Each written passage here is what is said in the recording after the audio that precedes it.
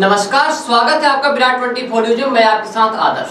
विधानसभा चुनाव का कार्यक्रम निर्वाचन आयोग द्वारा घोषित कर दिया गया है। कार्यक्रम घोषित होते ही कलेक्टर एवं जिला निर्वाचन अधिकारी प्रतिभा पाल ने कलेक्ट्रेट सभागार में आयोजित बैठक में जिला अधिकारियों, रिटर्निंग ऑफिसर तथा नोडल अधिकारियों को चुनाव संबंधी निर्देश दिए। उन्होंने कहा कि चुनाव की तैयारी के लिए बहुत कम समय बचा है।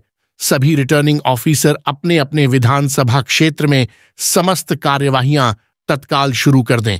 विधानसभा चुनाव के लिए रीवा जिले के 6 विधानसभाओं के नामांकन पत्र रीवा में तथा 2 विधानसभा क्षेत्रों के नामांकन पत्र मऊगंज में 21 अक्टूबर से दाखिल किए जाएंगे। इसके लिए पर्याप्त अधिकारी कर्मचारी तैनात कर उन्हें समुचित प्रशिक्षण दें। दाखिल नामांकन पत्र तत्काल अपलोड कराने के लिए पृथक से कर्मचारी तैनात करें। सभी अधिकारी चुनाव संबंधी निर्देशों का तत्परता से पालन करें। जिला निर्वाचन अधिकारी ने कहा कि सभी अधिकारी पूरी निष्पक्षता के साथ चुनाव कार्य संपन्न कराएं। आदर्श आचरण संहिता का उल्लंघन करने वालों पर कठोर कार्यवाही की जाएगी। आइए सुनते हैं रीवा कलेक्टर प्रतिभा पाल ने क्या जानकारी दी है।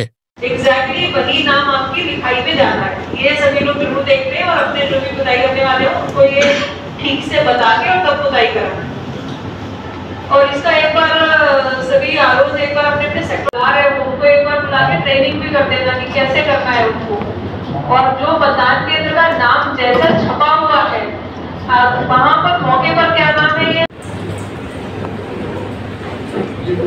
क्यों आप लोगों ने एयरपोर्ट पे काम नहीं किया है?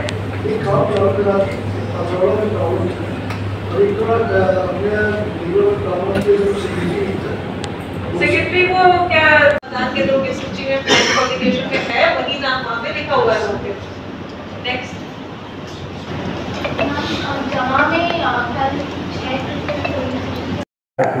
निर्वाचन की चूंकि अपनी आचार संहिता प्रभावशील हो गई है, इसी को दृष्टिगत रखते हुए आज सभी आरओस की, सभी एआरओस की, जिसमें सभी सीओ जनपद, सीएमओज और नोडल अधिकारी थे, उनकी सभी की बैठक हुई है।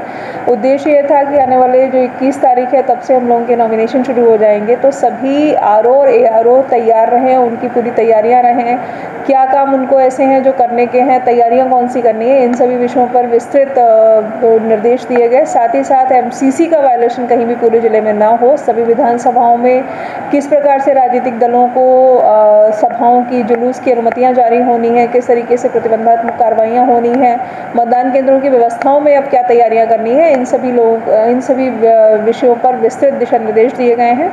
साथ ही साथ जो नोडल अधिकारी बनाए गए हैं विभिन्न कार्यों के लिए, चाहे वो सामग्री का वितरण हो, चाहे ट्रेनिंग एक इम्पॉर्टेंट एस्पेक्ट है ट्रेनिंग का, इलेक्शन का, तो ट्रेनिंग के भी नोडल अधिकारी को ये निर्देश दिए गए हैं कि ट्रेनिंग का पूरा शेड्यूल जारी हो चुका है अपने यहाँ, तो उस अनुसार अब ट्रेनिंग शुरू हो जाए। ट्रेनिंग की क्वालिटी अच्छी रखी जाए, लोगों के हैंड्स ऑन रखे जाएँ, ताकि जो भी ट्रेनिंग हो रही है उनमें सभी जो इलेक्शन से जुड़े हुए अपने कर्मचारी हैं उन सभी को कम से कम ईवीएम का संचालन आता हो, ताकि मतदान के दिन जो ईवीएम में कभी कभी दिक्कतें आती हैं वैसा कहीं सामना हम लोगों को किसी मतदान केंद्र पर ना करना पड़े। तो इस तरीके से एक विस्तृत ओवरऑल समीक्षा, ओवरऑल दिशा निर्देश, आगामी 10 दिन की जो हम लोगों की कार्यप्रणाली क्या रहेगी, उसकी क्या रणनीति रहेगी, इसके लिए आज की बैठक बुलाई गई थी। और पोस्टर बैनर वगैरह जो शहर में लगाए जा रहे हैं उसकी संपत्ति विरूपण को लेकर भी लगातार सभी जगह कार्रवाइयाँ हो रही हैं, न सिर्फ नगरीय क्षेत्र में बल्कि ग्रामीण क्षेत्र में भी। सीओ जनपद, सभी नगर पंचायतों में सीएमओज और नगर निगम रीवा के अंतर्गत कमिश्नर नगर निगम को ये निर्देश दिए गए हैं कि संपत्ति विरूपण की सख्त कार्रवाइयाँ करें और